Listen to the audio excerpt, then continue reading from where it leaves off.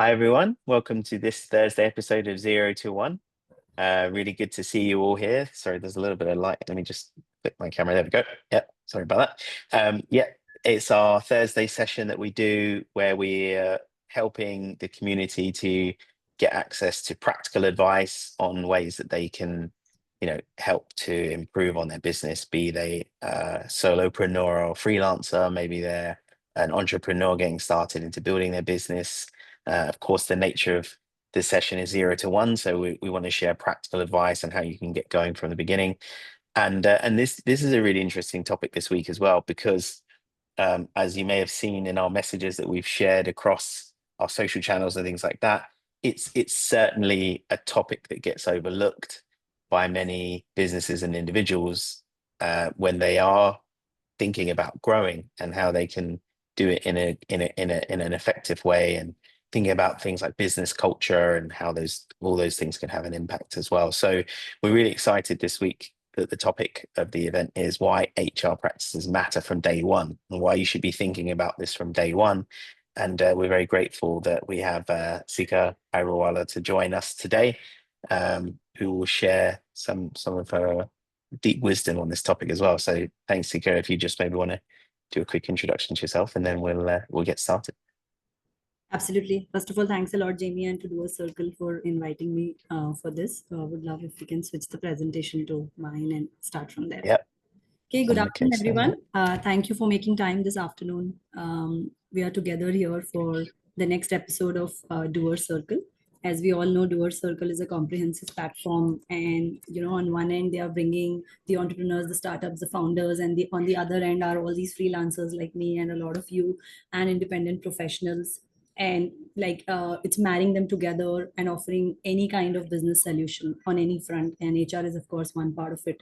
And they regularly host these regular webinars and virtual events, and they've invited me, and I'm glad to be here today. So a little about me as an intro. So this is Sikha. I come with about 14 plus years of HR experience post my MBA. So I started on the MNC side with Godrej, Exide, Amazon, which was my longest stint, 5 years with them. And then I pivoted my journey on purpose towards startups. And I have been part of some notable startups like CureFit, Zetwork in their growth journey, with my last role as heading HR with a digital marketing company called Hive Minds. So that's a little about my corporate experience. And now I'm an HR leader turned entrepreneur. The idea was to use all this experience I've gained in my HR stream to support and help not one but multiple startups at a time. And that's how it was the born of People Fractions. As a team, we bring together the HR gamut of experience from talent acquisition till exit, including specialized interventions on culture building, employee experience, leadership interventions, and whatnot. And we are either ready to bootstrap HR for very early stage startups to mid stage and later startups. We can come in for specific org needs and interventions. And not just startups, we have a bunch of MSMEs and traditional businesses also who we work with. So that's a little about me and my firm there. Okay, and so just before we do jump in, just a little bit of housekeeping for those who are new joining us. Obviously, welcome. We're really pleased to have you here. We hope you'll get a lot of value out of this, but also don't forget to look back at, as Sikha mentioned, we do this every week. We're up to over 50 episodes now, so there's lots of content for you to look back on, covering a wide range of topics. So if you have questions, there's a Q&A button at the bottom on Zoom. If you click the Q&A button, you can submit your questions. You can submit them anonymously if you feel, I don't know, a little embarrassed to mention it. That's not a problem. There's no judgment. Or if you want, you can also add your name, and we'll read those out. I think what we'd agreed already, Sikha, is that we would do the questions at the end after we've gone through material. So don't fear, we will get to your questions, and we'll have enough time to do that. But otherwise, if you also just want to add any comments in as we go through, we want to make this interactive if we can as well. So please do feel free to share any thoughts as we go through. But otherwise, let's kick off. Great, thanks for that, Jamie.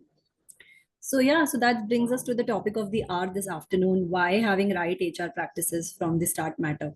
A lot of the audience here would be founders, probably in their 0 to 15 to 20 headcount journeys, the understanding I have from Doers Circle. And now as you scale up and move to your next leg, we strongly believe what took you from your 0 to 10 will not take you to your 10 to 50, at least that seamlessly. And hence we want to speak a little more about the topic, and hoping by the end of it there are some brief takeaways, and of course we can connect and talk more post the session as well. So that brings me to a very basic question. What if HR function doesn't exist at all? You've grown from 0 to 10, 10 to 50, 50 to 100, and so on. Does anything come to anyone's minds? Happy to hear your thoughts there. Thanks, Jamie, for bringing that up. So I think, so this is what may happen in some of the scenarios if HR doesn't exist, right? Unstructuredness, inconsistency, inaccuracy, lack of accountability, a lot of escalations and blame game, chaos, and all of that leading to employee burnout and employee disengagement at the end of the time frame. So this all could happen, and how do we avoid it is what we will talk in the further slides. It's also at this point important to understand how has HR function evolved over the years. So long before, HR was pretty much an administrative function, right? Have your compliances in place, people should get their salary, and that's about it. And of course, we all know the Rangoli joke. And then eventually over the years, HR evolved further as a functional expert, as in where leaders were giving importance to a particular function. They would build their teams and keep focus there, be it learning and development, be it manpower planning, succession planning, R&R, and so on. But what further changed over the years, especially with the whole disruption of the startup ecosystem to the gig economy and whatnot, is HR evolving further as a strategy partner. Because today the leaders do not expect their HR to just come and solve the problem limited to HR. They want them to have a seat at the table, bring in customer-centric point of view, bring an outside and industry view, work as a strategist, so shoulder to shoulder like any other business leader. That's how the HR function has also evolved over the years, and the expectations are now beyond just what the HR realm used to offer much earlier. Now we still, despite of this evolution, and given in the current startup ecosystem, a lot of founders are realizing the importance of being talent first. They are realizing that hiring, attracting, and retailing your top talent today will go a very long way in boosting your ecosystem as you further grow. However, having said that, there are still few myths which are associated to the startup ecosystem. There are many, but I've tried to put top 4, which I have heard about from multiple people who are shying away still from investing in people. First, until I'm bigger and sizable, why do I even need a HR function? I can just manage because I have somebody to do my basics. Second, this is very interesting. Culture just happens organically. Who really works towards building a culture? Third, and I think we covered that in the previous slide a bit, HR is just hiring, firing. What do they do even beyond that? And fourth, unfortunately, still in a lot of organizations, HR being looked at as a cost center, not actually the value it creates. I will try to bust some of the myths here and in the next few slides as well. So an early and strategic investment in HR can create a very strong foundation today for the leaders, which is going to propel the intensity of growth which they can expect over the next few years. Early engagements of the right compliances, etc., are going to avoid the unnecessary legal and operational chaos which follow later. So while later when the company is scaling up, you can focus on the right business metrics rather than trying to solve for these chaos which were created. Also, by the way, there's a plus to it that it's a strong signal of stability to your investors because they know that you have identified and got your base covered. Additionally, higher retention happens because of your strategic HR practices from day one. And I think it is a pretty obvious truth how important is retention and how much of energy, time, and resources drain if an organization is constantly on a loop of hiring, training, and attriting, hiring, training, and attriting. So if we can even be able to manage that, then it's going to really add to the value which the organization can drive out of HR. In addition to that, boosting of employee productivity, overall team productivity, building your org brand, whether it's internal, whether it's external employer brand, and all of that is going to generate long-term business. So not just solving your current needs, but also can address a lot of your future needs. So moving on. Now, this is from my experience of working with startups as an employee in the HR team and with the multiple founders and leaders and CEOs I've been interacting with in my journey as people fractions. For the audience who have already realized the importance and value of HR, or let me call it people practices, what do they need from HR? Bunch of things, right? They want high quality expertise coming, but with cost effective solutions, not wanting to shell a lot because of course of, keeping their focus on the overall ROI, flexible, scalable solutions, having the ability to scale the organization. So the growth orientation has to be there. Of course, needless to say, they want to free up founder bandwidth so that they are not spending their time thinking of these activities. Agility is much needed in the startup ecosystem and the early businesses because they just cannot afford a slower decision making and action orientation. People first approach is what they want to focus on. Plus, they want their people practices to be data driven, analytical, having the right strategy and dashboard and vision in place, and not just work like a very subjective way. Now, if you want all of that, I have one proposed solution for you for this, and that is bringing in fractional CHRO, because fractional CHRO brings in high quality expertise but at lower cost. We will talk a little bit more about how that and the HR functions are evolving in the next slide. So while HR functions and its terminologies have been changing over the years, there are 5 large buckets which pretty much covers your basic to mid-range needs of HR. I've named the functions here, but in the next slide, anyways, I'm going to double dig on it. So I will kind of move, but we are saying in addition to HR functions, what else you need is for your HR to continue working as your strategic leader. Jamie, if you could just help me with one more click there. And HR to be also a thought leader on the table. In addition to your basic HRs in place, work with aligning to business goals, regular leadership development, driving collaboration, innovation. And I think all of this put together is what can help achieve what the startup founders are looking for, which we discussed in a previous slide. Now talking further about all these HR functions, and what we've tried to do in our next slide is, one is, of course, we have broken down each of Jamie, the next slide, please. Each of the HR function into sub functions. But more importantly, I want to spend some time on this slide. Is we have looked at industry benchmark, and what you see on top is the headcount. Now, of course, headcount cannot be the only parameter which defines your people needs, but it is definitely a large factor there.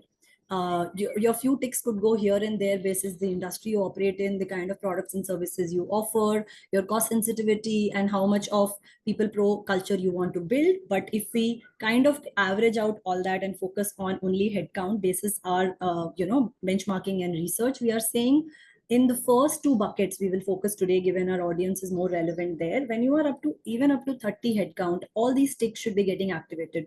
So starting from bottom, which is basics, all your compliance and people ops should be already ticked. Your policies, your frameworks, your compliances, including POSH, of course, all your employee relations, your employee life cycle from start to end, your basic payroll attendance, all of that should be checked in.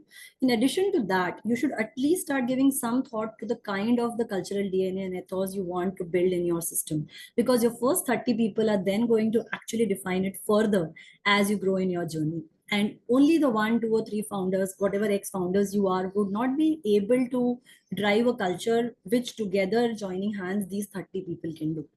And also start on the retention early on. Now, why is that so critical early on, is a question we get pretty often, is because your first 30 people or 20 people carry immense amount of historic knowledge about your organization.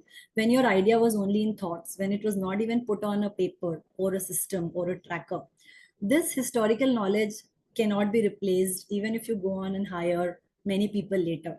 Of course, it will be inevitable at some point to lose somebody for various reasons. However, as long as possible for the right reasons, we should be early on thinking about retention, at least of the relevant folks.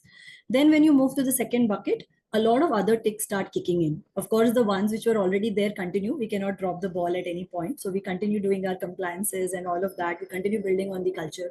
But in addition to that, now, because you have most likely exhausted your inner circle of hiring beyond 2030, and you would have already gone in the market to hire, you should have your hiring process in place. You should have your onboarding integration program in place so that the newer people who come, your next 30 to 100, are well integrated into the system, into the cultural ethos of your organization. Some bit of employee engagement to make them feel part of the brand, some bit of performance management, some bit of R&R has to start kicking in, and some leadership interventions, because now you're building your next level of leaders.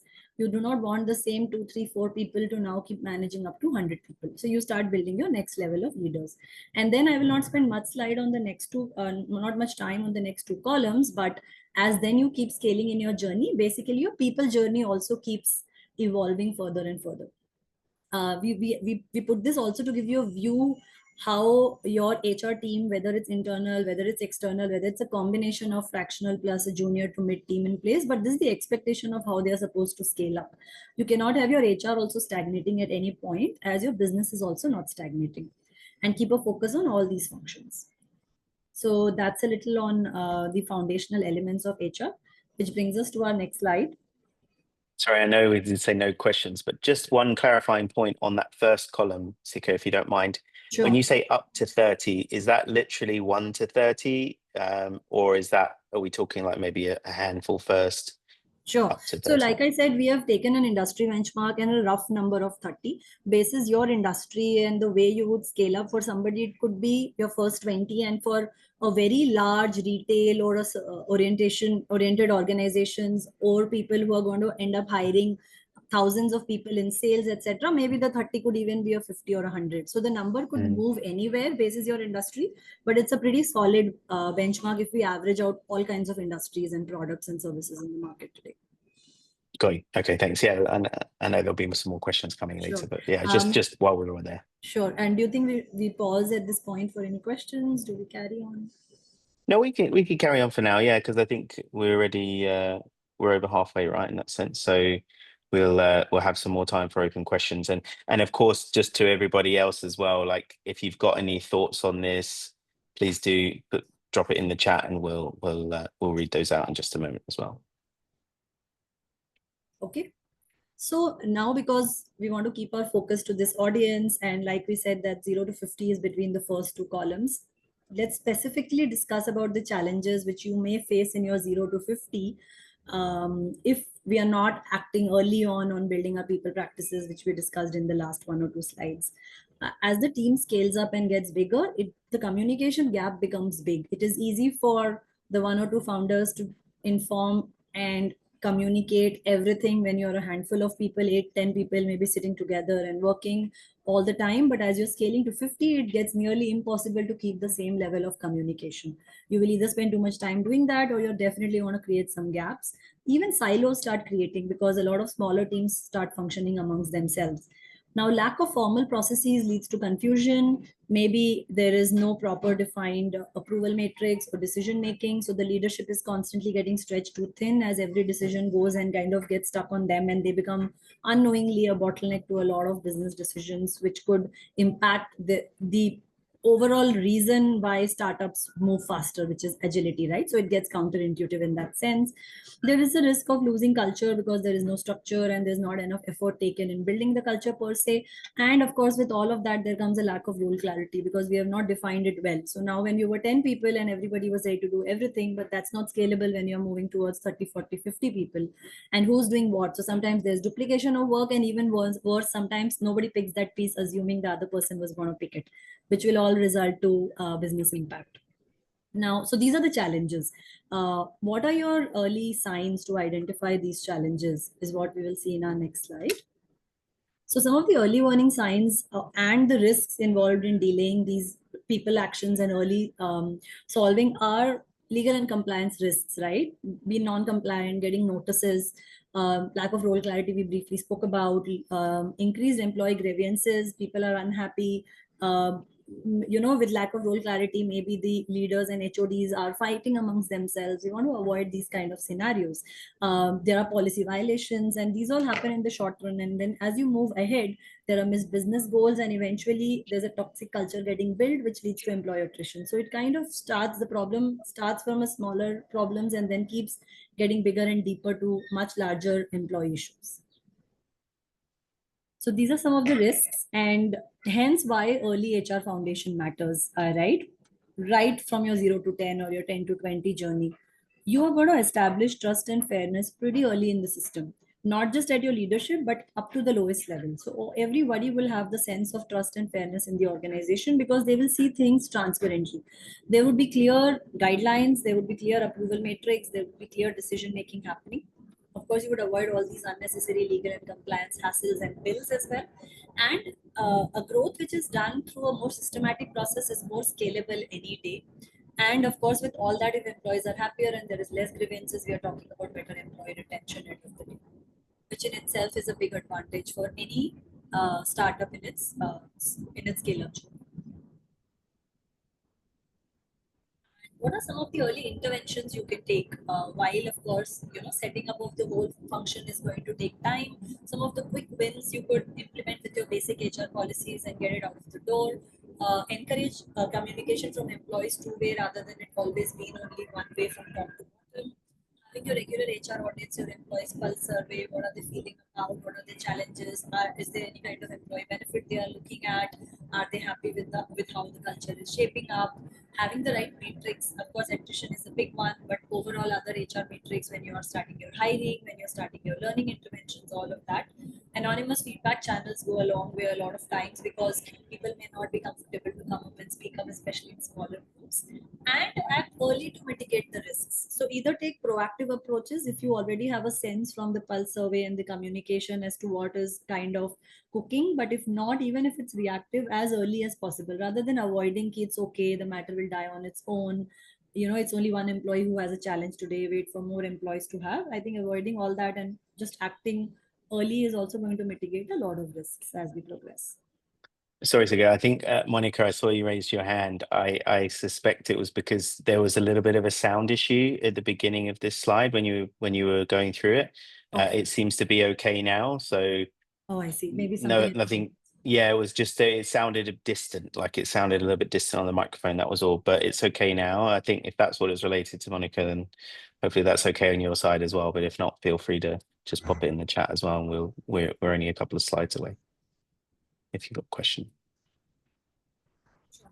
So if there are any questions on the slide, I'll be happy to take them. Otherwise, assuming it's pretty clear, we'll just move on. And we are now inching towards the end of our presentation anyways. I wanted to keep it brief so that there is more conversation Sure. around the topic if people would like to discuss at the end. Now, we have spoken about why HR is important, people practices are important, why should it be done early, how the function has evolved, and so on and so forth. But I'm sure there is still this question in founders' mind that we want to do it right, but we are working in such a resource constrained environment. How do we go about solving that? I'll be happy to get a 10-member team, but is it even feasible? Even can I even get a 2-member team, and how do I make the most of it? How do I work around with minimum resources on multiple aspects? So 3 large ideas there. One is to leverage expert support. We briefly spoke about it earlier. If people are not aware of the fractional CHRO concept specifically, or even in any other field like a fractional CFO or a CMO, I'll just spend a minute there. You basically hire somebody who's working as a part-time for your company, but is owning your entire function in a way. And because they come part-time time, they come at a part-time cost. That's pretty much the fractional concept. Over the last few years, it's really picking up in India. I know it has already been there in US, Europe, Singapore, etc. for the last few years. So we are saying whether you get fractional, whether you get specific consultants in your journey of building business, not just HR, anywhere and everywhere, do bring them and leverage your expert support so that you are not trying to solve everything and you are not cutting yourself too thin while trying to solve everything as a founder. So bringing in these experts who would come without increasing your overall in-house investment, because it's not a fixed cost being added. It could be a tenure of few weeks to few months depending on the scope of the assignment, but you're going to get superior quality and very high impact output. So that's one. Second is to always start working towards the process orientation in mind. Work and spend on the process building more than the people. So having scalable solutions using technology, and now with the whole AI boom, there's so much every industry is trying to do. For example, having self-service employee portals, you can try to make your digital and so much of your learning solutions automated through digital sources. Automating anything and everything is possible in your entire employee life cycle wherever they are, wherever possible. I know it's end of the day people, so they still need that human touch and element, so we are not asking to take away that, but wherever possible, either automate or at least standardize, so that if there is, unfortunately, even after all that, if there is an unavoidable attrition which happens, you are losing the person and not the process, with the individual, right? And having these structured processes is then going to take you a long way in your constraint. And the third is to empower managers. Now, why this is critical is, even if you bring somebody as a full-time or a part-time in your HR team, there's so much one or two people can do. You will still need your leaders, your founders, and your managers to hold the fort, to be empowered to take the right decisions for their team members. You could do it through bite-sized learning for them, specific sessions of train the trainer with the expert and all of that. But end of the day, they can hold fort when it comes to a lot of HR matters, especially around culture building. So to the founders out there, HR can do a lot, but it cannot do everything. You will still need your founders support and your top leadership and your middle leadership support to build culture together with HR. So that's where empowering managers is critical, and also having your right spoke identified who can work with the HR team. A lot of times, the other challenge which happens is that the HR team is not clear out of everyone in the leadership who do they reach out to for the next steps, and hence things don't close, and then we question on the impact. So have your POCs, have your empowerment sessions, have a process orientation, leverage the experts, and I think you're good to go even in a very constrained environment. So I think we are pretty much inching to the end of the session here.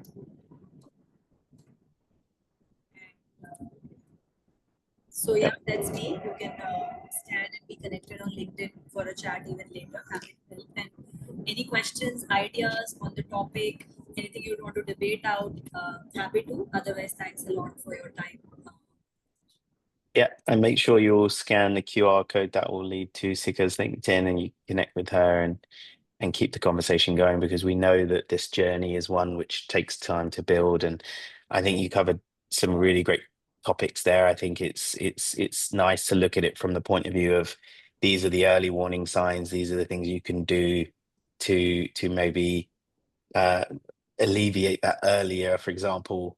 But also there's a lot of great benefits there for businesses who apply this, and I think now, as a lot of our members are what we call independent doers, right? They work in a flexible fashion. They don't do the typical 9 to 5 in that sense. So we do work with quite a few who work in a fractional capacity or solopreneurs in that sense. So hopefully that will also appeal to them to say, look, this is a way that you can take advantage of what's happening in the modern workforce these days. And as you said, it's certainly something which we're seeing increase in markets like India, Singapore. Even the government is trying out more initiatives with fractional executives, for example, as well. So we're quite excited to see how that continues to scale as well. So yeah, I can already see we've got a couple of questions in the Q&A, which we're going to get to in a moment. I did have a couple of questions from our side as well, just to maybe kick things off as well.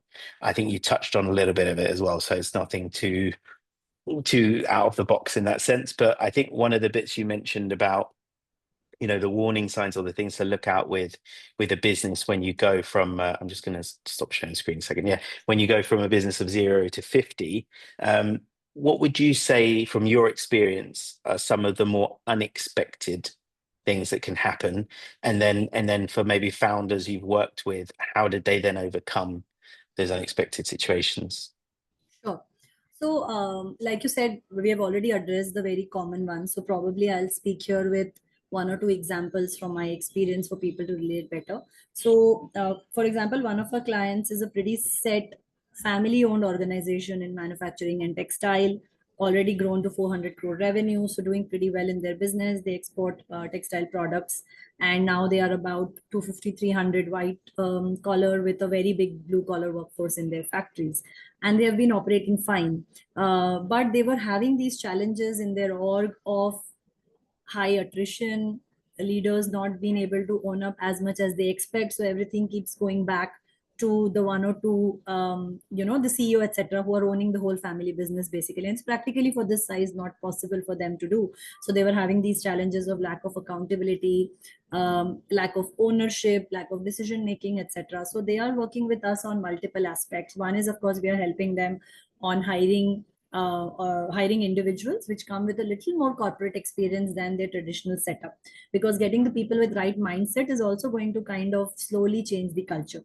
And we are working with them on an overall transformation of their organization culture, which they also realize that is not something which can happen in few days or few weeks. It's definitely going to take probably few quarters up to years, but it's an investment they are ready to make. So we are today working with them on changing the overall culture. We are doing an exercise with them on the overall EVP, building their, redefining their vision, mission, and values. We are working with them with an overall L&D charter so that the employees and leaders feel that the company is investing more in them. And there we are doing more specific things for leaders. We have already kickstarted some of the low-hanging fruits, like doing some engagement activities, separate activities for people in white collar roles is where our focus is as people fractions at least. So we are doing a bunch of these with them, and in the last quarter till now at least, we definitely are seeing some positive results, but we know that this is going to be a long journey. And over the next few quarters, we are hoping that they kind of address these challenges which they had come up with. So that's one. Now I'll give you another example. Now this is a more new age startup, fintech, Series B funded, doing well, growing. Last 2-3 rounds of funding have come, etc. But now they are feeling stagnated, that their leaders who were able to get them from that point to this point, are they ready to they take them further here on to their next level of growth? Because a lot of startups do this, especially in their early days. They have now at least realized the importance of basic HR in place. So their HR ops compliance is taken care. They will invest and get 1 to 2 to 3 junior to mid-level resources, and all ops is taken care, seamless, right? Everybody's getting salaries on time, good office is taken, good vibe, engagement is happening, Diwali gift is happening, and all of that is taken care. But very conscious strategic investment in employees, especially leaders, has not necessarily happened, right? So if the organization is not invested in their leaders to help them scale, then isn't it wrong for the organization to expect that your leaders will now help scale you, right? So it's a very give and take relationship, I feel. And hence now they came to us with this very large problem statement that we have challenge amongst our leaders to scale up collaboration, even because each of their leaders probably bigger in their head, and these are human challenges, and we all either speak or not speak about it. So with them, we are doing a very specific leader intervention program where we are only going and meeting their leaders and doing very customized things and helping them over the next 3 quarters for their leaders to be prepared. So the challenges could come in any kind of any kind. It's only about the leaders to realize it early on and act, rather than wait for it to really cause damage. Yeah, I think fantastic examples, and as you said, real world examples.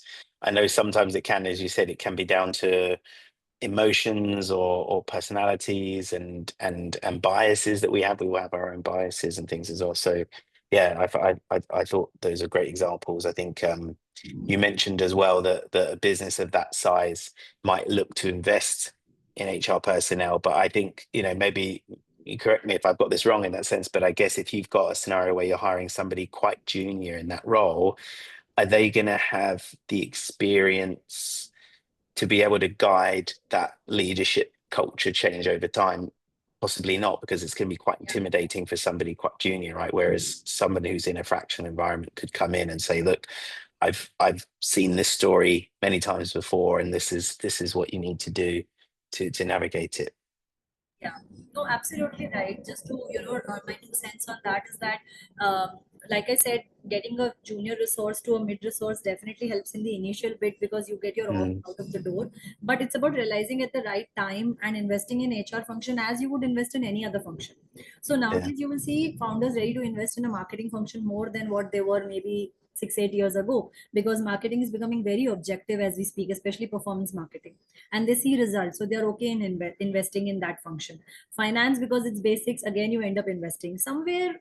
A lot of times, while of course there is a big realization coming in, but still HR does get sidelined, and then these challenges will come in. So if we are able to look at HR as a holistic function, which is not a cost center, and look at it how you would look at a lens fit for your other functions, I think you can early on have these signs and try to bring in the right people at the right time.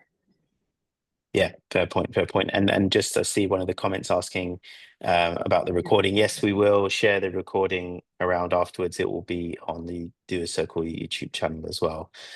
So for easy access, no problem. I see they've got some questions. So I've got a couple more, but I think let's get into some of the attendee questions, because of course we want to make sure we get enough time from. We can start from the Q&A section. Yeah, so we'll start with the first one. This was anonymous. And again, if you want to submit anonymously, that's not a problem. No. So this question said, what if you have missed setting up an HR team early on and you've grown now to around 250 to 300 employees?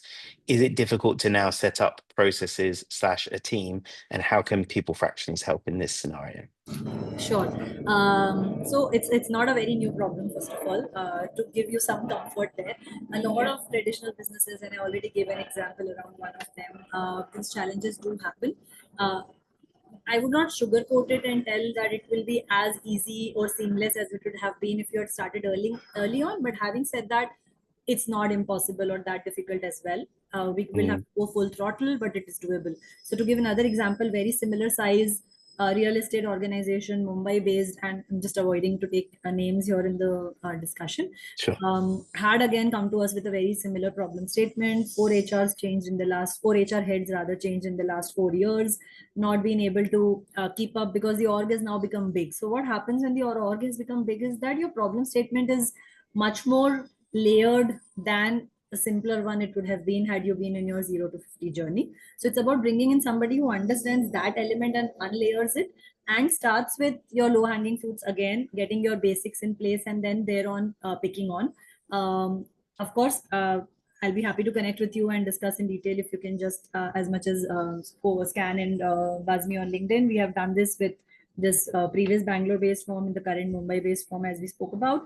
We will have to understand the current way of working. So we do a 5D model, where the first D is discovery, where we have to go deep in and understand what do you mean by absence of HR team, what is already happening, what's happening well. Do not touch what's happening well. That's our first philosophy at People Fractions. Only touch things which are breaking and need fixing. And then after we do the first D of discovery, we will very soon move to the other 4 Ds, which is, designing of specific HR interventions basis your journey and your North Star, which you want to achieve.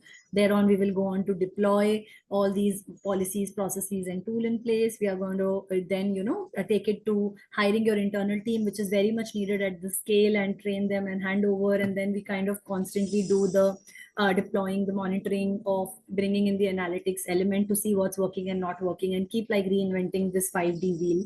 I have it somewhere on one of the slides, but I've just tried to help you visualize what a 5D circle looks like. So we can definitely work on that 5D model with you. Happy to connect if you think it's of value. Yeah, absolutely. And yeah, please, if maybe what we'll do at the very end is I'll flash up the QR code again, just in case anybody missed it earlier on, just to make sure that's there. I see we've got more questions coming in as well. I see there's some in the chat, and there's also some, so I'll try and do it in the order of when they were asked, I guess. So we have another question from Soradeep, and they say, first, thanks, ma'am, for this highly insightful session. Can you elaborate the point of enabling scalable goals and retention with an example? Yeah, sure. So I think some of the examples I mentioned would be on similar lines, but further here, another example is we have one of these early startups who have come to us, and they are building coffee chains. So they have a very well-known brand, global brand, which they are bringing to India. So they have taken the franchisee. Now they could have operated pretty much as anybody works in the QSR and the retail space, just go around opening stores and, just work on your revenue. But here the founder comes with a very people pro mindset, and they wanted to build goals which are scalable and have the retention in place. So they have brought us in early on, and we are already doing very different things with them, in addition to, of course, your basics and standard and hiring, and I'm not getting into all of that, but we are already early on talking about their performance management, which is going to take to having org goals, and from org goals, you kind of go as an inverted tunnel, and your each leader's goals and department goals come in, and that then takes you to OKR, which is your objectives and key results, and then it takes you to SMART goals, and then these goals are scalable. So that B, we are doing again very different things with them. Like, they are already at this stage early on. They're a bootstrapped organization, and they are just in their first 5 stores. They are already thinking diversity. Now, diversity is a topic which is, which a lot of people shy away from bringing it up. It's not even on their radar much later. They are already talking diversity. They are looking at getting strong women leaders in each of their stores and restaurants who can share the same passion they have of coffee, and from beginning try to make a difference, talk to every customer who walks in rather than just serve them the coffee they order. So there are very different kind of things which can be done to make your organization more scalable as you grow. So just wanted to bring in a different example in addition to what we already discussed. Yeah, I think it's a great answer. And also just the fact that what you just touched on at the end there, it's all about people. It's people centric, how you talk to your customers versus how also you talk to your staff. Like, just having that more personal touch, I think, is something that you're going to get by having a strong HR offering as well. So yeah, sorry, Duke, I know you have another question as well, but just going to go in order. So we'll go to your other second question in just a moment. We have a question from Sim in the chat as well. And so he mentions, it's very hard to find new recruitment in terms of their attitude. So how would you judge when you're doing your first levels of recruitment? So I guess maybe almost that 0 to 5 or 1 to 5 people, and what supporting documents to maybe judge attitude, personality. I guess maybe I guess it's the cultural fit within the business at that point. Sure. So there are various ways to look at this. So first and foremost, if it's the first 1 to 5 or 10 people, as Jamie is assuming, of course, from the brief question, what I advise to people very openly is try to hire your first 5 to 10 people from your first or second circle as far as possible. Because unless you're very early founder, which we also see nowadays, you've just passed out of college and you have started, and hence your professional network may be weak, that's different. But unless that's the case, I strongly recommend to try to get the first few people from inner circle, because it really helps to know that these are the people who are going to stand by you, even if your first few days and quarters are not as successful as you had thought about it. Having said that, if you may or may not be able to pull it, you will certainly reach a number where you have exhausted your circle, and you will have to go out in the market and hire, and hence these challenges would come. So there are again multiple things to do. One is, and there are some of these are obvious answers. You have multiple types of psychometric assessments and tools out there in the market who can like really read, kind of like x-ray an individual and give you very objective responses to who you should hire and who not. And if not at all levels, at least at leadership level, a lot of people do add psychometric assessment as a part of their interview process. You do have a lot of, if you're doing it for more junior to mid people and you do not want to do specifically psychometric for behavioral, you have other tools which are doing your core aptitude, etc. But since the question is more on judging their attitude, you can also bring in an expert, as I showed in the resource constraint slide. So for example, we, and I'm sure a lot of other freelancers like me do this, is that the leaders expect, the clients expect you to be part of their decision making. So when every leader is getting hired, we do a round of interview, because we have understood the founder vision, we know the culture they are trying to build, and try to find somebody who's a culture fit. So you could also always bring in an expert, and don't shy away from doing that, because it's better to get your hiring right than to get it wrong. Yeah, it's very, very expensive to have to constantly, either let people go, rehire, and everything like that. Just all the investment that you've spent in training and everything like that as well. So yeah, I agree with you. Get it right, or try to get it as close to right as possible the first time. It's never going to be, you're never going to get it 100% perfectly, but if you can get it close to that, that's definitely better. Yeah. Great stuff. Oh, apologies. I was getting a call there on my side. Yeah. Yeah, so we've got some other questions here. So a question also from Otam that says various application, and just trying to, I'm paraphrasing a little bit, to how to find potential candidates. So maybe like some suggestions on how they can actually find this talent. I think, to be fair, you have answered this in the last question about going to your circle for your first hires. Yeah. So maybe, Tim, if you want to clarify in the chat, if you're meaning after that circle point. So, but maybe if we assume that that's the case in this question, like once you've exhausted your key network, like where would you maybe Absolutely. look at after Yeah. then? So, I mean, there's the whole world out there for that. And the good part now being in this digital world is that your reach is not limited to a certain set of people. I would heavily advise to use all your professional network. Of course, LinkedIn in itself, but nowadays, and things like what Doer Circle is doing to many other platforms are out there who are trying to help you in your overall business journey. There are specific consulting companies, for example, who can help you if you are entering a particular geography, etc. So, the segment is wide there. So, the potential candidates are everywhere. I don't think the challenge is to find them. It's about having your network. And if you make one post, there are so many which come in. The bigger challenge is how do you identify the one from that list of people? I think that's a bigger challenge today because everybody is pretty networked well. All of us are part of multiple WhatsApp groups, LinkedIn groups, and whatnot. So I think the inflow is not that difficult. But yes, there's a lot of work to do on finding that right individual from that group of people where some bit of tips could help.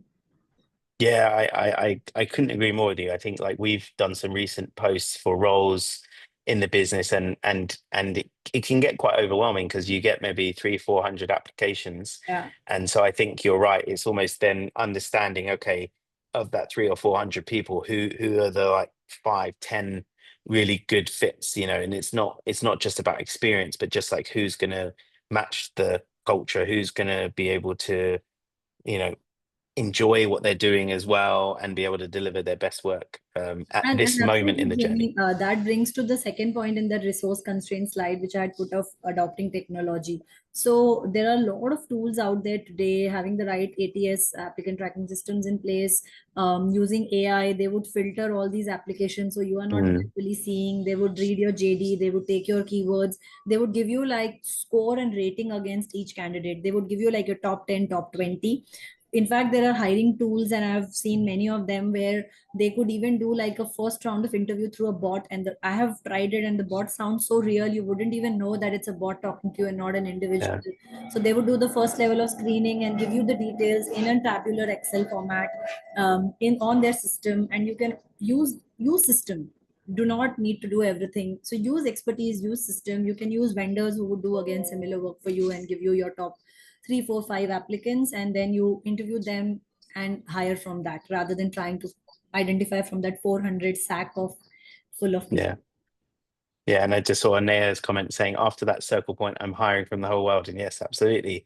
The world is your oyster in that sense now. We're probably in the best time ever in that sense of being able to connect to anybody around the world and find people who can. Sure, Yeah, sure. and And kind I of do comes see back to your point about diversity as well, Sikha, of like being able to find that diversity of culture, of maturity, whatever it might be, yeah. there's a great opportunity. Absolutely. And I think I see there is another question on if you're exhausting that pipeline, then how do you keep building on attracting talent? So again, it would be two Mm, things. One is your networking, and it's not like the networking you have done before you started your business is the only one. You have to constantly keep networking. There are a bunch of online and offline forums and events, etc., which helps. And the second thing is also building on your employer brand. It's very critical, and again, a lot of times a little shadow topic. There are so many companies also out there as there are so many candidates. So how do you stand out? What is that one or two things which you are offering? What is the culture you are trying to build?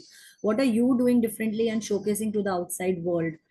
That is also going to define how much people you're able to attract. So employer branding in itself is again a big piece which people are now starting to realize and focus on. That's another element I wanted to.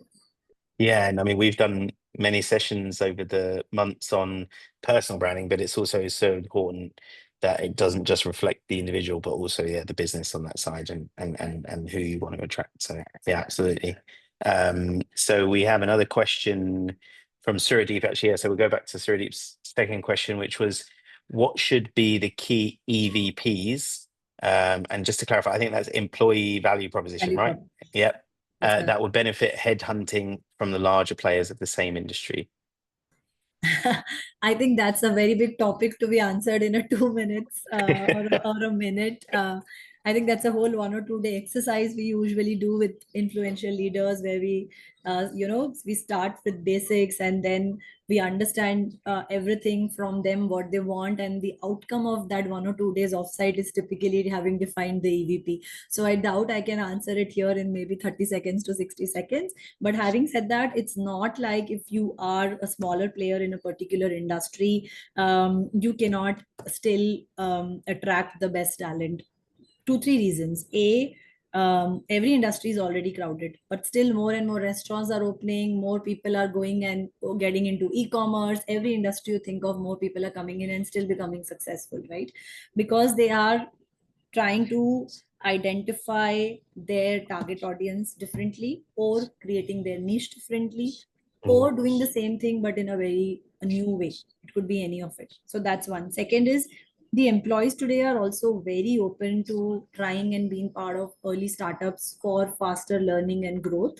Few years ago, I know the challenge were different. Everybody wanted the stability, the brand name, and they would any day prefer to be with a larger player at a lower cost. Even with lower learning, they were fine in a cushion job. Nowadays, I think the employee economy has really changed. People want to go out there, try and join a startup which has opened yesterday, as long as they are getting the right level of work and exposure and growth and learning. So I think that way is the difference, and the delta has definitely reduced. But yes, you will have to still have your edge to attract somebody if at the same time a well-known player is also offering that, which would be a larger EVP exercise, like I said. Yeah, I think it's a great answer. And look, I'm not an HR professional, but I think about it from a sales point of view, right? If I worked for a startup and I was selling a solution to a really large company, I would have to try and think, what could we do differently? What value could we add? What's our niche in that sense? So I think it's the same kind of thing in a way. You're almost selling yourself or your business opportunity to the individual. And I think, yeah, I still think we exist in an environment where, if you were to get that really right, like the message and everything like that, and you approach the right person, I think they would respond very positively. You'd have, because they would feel really like, wow, this person seems to really want me for my skills and things like that, or they really think I'd be a good fit for this role. Absolutely. Yeah. You spoke about what I feel very strongly. I think hiring, whether it's your TA team or whether it's the interviewer who's taking the interview, or the CEO, founder, leader, whoever is taking the final decision, are all at the end of the day salespeople, because they are selling the organization. Interviews are no more about only you assessing the candidate. You are equally under the radar. The candidate is assessing the interviewer, the office, the culture, the role, the company, the brand, everything. And most of them do have multiple options to choose with. So it has to be a two-way. It's no more a one-way assessment. Sure. I know we've got more questions as well, so we will get to those in a second. But I did see Samir. I saw you had your hand up. Did you want me to unmute you? I can do that if you wanted to ask your question. It's not a problem. You're very welcome to do so. I see you lowered your hand, but unless you had your question answered in that Sika's response. Just let me know. Yeah, if you want to, again, just raise your hand and I'll unmute you. But we'll just keep going with the questions, because there's quite a few, and obviously we've got about just under 10 minutes to go. I think we've already covered Neha's question that was in the chat, so that was the one that you touched on as well, Sikha, as well. So we have another question from Batam, which says, people are coming from different backgrounds, so their feeling is to keep the work culture the same is not possible. How would you deal with that from a culture point of view? Again, a very interesting question, and a very practical challenge which leaders face. I think one of the reasons why it seems more difficult, and I did address it in one of the myths of startups, is culture is just built organically, and who really works towards it. And then of course what builds our very individual culture, because of different backgrounds, different way of working, different companies they have been associated in their past, the baggage they carry with them, etc. How to address it is, first of all, have your North Star defined. When you are a smaller set of people, or even if you're a large company, take the most influential ones and discuss what is your North Star. What kind of culture do you even want to build? Do you want to build a culture of performance, of meritocracy, of association, of belongingness? What culture do you even want to build? And then have your values from that, and that is the language you have to constantly keep talking, and it's going to take time. So here I'll share the example of Amazon, which I was part of for 5 years, and a lot of us will know the 14 leadership principles of Amazon, which are so famous. And why are they so famous? Amazon is really got it right. I think the way they have clicked it, I don't know how many people can click, because they are not making these values and just putting posters on walls for people to see. They live, they breathe these values. All decisions are based on these values, right from when you are hiring, when you are promoting people, when you're doing your appraisals, when you are even doing any kinds of rewards for the entire year, when you are allocating projects, when you're picking assignments, everything is around any value. So people speak that language. And hence, right from when a new person is hired on their first day induction, they are told about these values. In their first training, they are told about these values, and they keep like they will put it in your head. There is no other way to do it. And that's how a culture is built.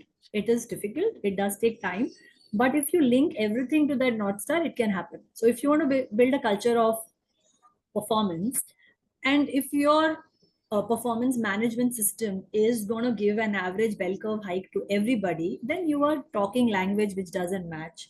What are you doing for your inverted L differently out of your 9 box? What are the additional benefits you are giving to your top performers for them to feel that this is a performance oriented organization? What is the different R&R you're doing for them? So it has to all go up and stitch to that North Star, and that's how you build on the culture slowly over the years. Yeah. I mean, we could do a whole session on just how fantastic Yeah. some of the processes are there. Obviously, you've lived that as well. I've only seen it from the outside, but yeah, even just other practices of like I know, like for example, when there are team meetings at Amazon, quite often people get together and have a period of time almost making notes and reviewing the materials before any discussions happen and things like that. So it allows everybody enough time. Nobody's being kind of caught off guard in these things. And obviously what Jeff Bezos had shared before about being, every day is day one in that sense. So like we Yeah, have to kind of, we have to be customer centric. We have to think that, that there's more that we can keep doing. So absolutely. yeah, I agree with you that that's something that has to be sustained. And so therefore, I guess if it's something that you want to sustain, you've got to really think about, can I keep this up? If I can't keep doing this, then I need to think about how to change it a little bit, because as soon as you start zigzagging between your principles, that's when your staff will start to think, okay, well, is this actually what we expect as a culture? Absolutely. Yeah. Yeah, so great questions. There's been some fantastic questions in here. Sorry, I realized also that Monica had asked a question. I don't think we touched on that one. So Monica, apologies, we'll go back to your question now. So she'd asked, how should we have feedback from mentees for their mentors during the appraisal cycle? And the follow-up to that said, should the feedback be shared directly with the mentors, or HR should keep it confidential, in your opinion? Yeah. So I can share my personal opinion. It may or may not depends on the org philosophy, etc. Feedback taken has to be passed. There's no two way about that. Otherwise, there was no point on collecting the feedback. So HR can keep confidential to the extent of who gave the feedback, but not the feedback per se.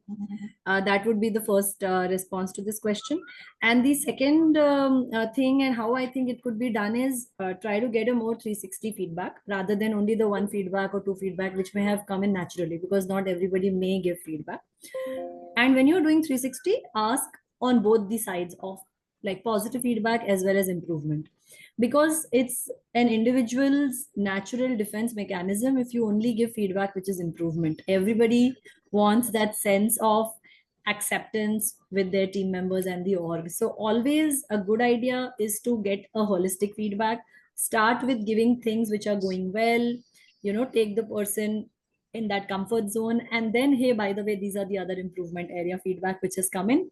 Change the language, because sometimes people are very smart, and from the language they can figure out who particular team member might have given that feedback. And I think that's not the right way to do it, because the idea is that people should still feel comfortable to open up and give feedback. So change the language a little, change the order of the way you will have the conversation, give the holistic idea. To that, also add feedback which you have got from managers and leaders, and even HR has their sense of feedback to make it more all-rounded rather than just sharing their mentees' feedback. So I think some of these elements would help the feedback to land well with the individual and not get into their their defense zone, but I do this because I do this, and you know how people respond. Yeah. Yeah. Yeah, and it's such an important topic. I think everybody has experienced it at different times in their careers, be it whether they've worked in a corporate environment or a startup environment in that sense. So I agree. I think feedback very essential. Like I'm just trying to think about how I've tackled it with teams as well that I've managed, and I'm all about sharing, being transparent as well.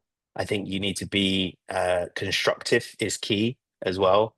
Like it's not just about saying, oh, this isn't good or this isn't bad. It's actually like, how can we come up with a solution together? Let's work together on this and put something there. But also, yeah, I think we yeah, people deserve honesty as well. I don't think it's a case of, like that doesn't mean sugarcoat, but like you just said, I think it's just think about how you word it, because even like something so small as when somebody says this statement but another statement, like when you say but, usually that can also make people feel a bit defensive, because it's almost like you're saying this was okay but this isn't okay.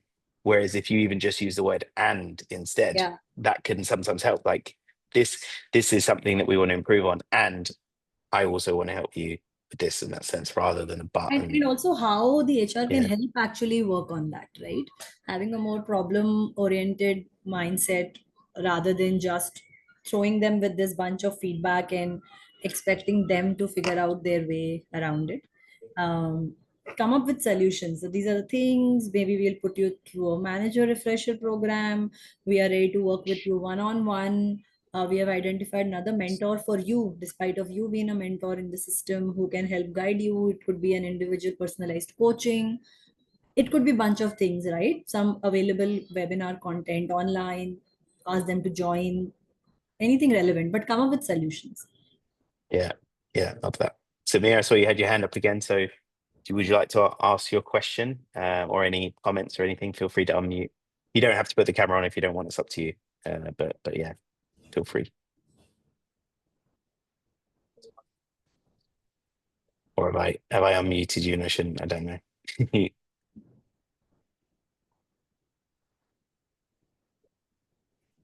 We're always welcoming any feedbacks. It's not a problem. But if you're not, it's no worries, because I know we've actually gone a couple of minutes over actually, but there was a lot of fantastic questions, and I think it was good that we were able to get through all of them.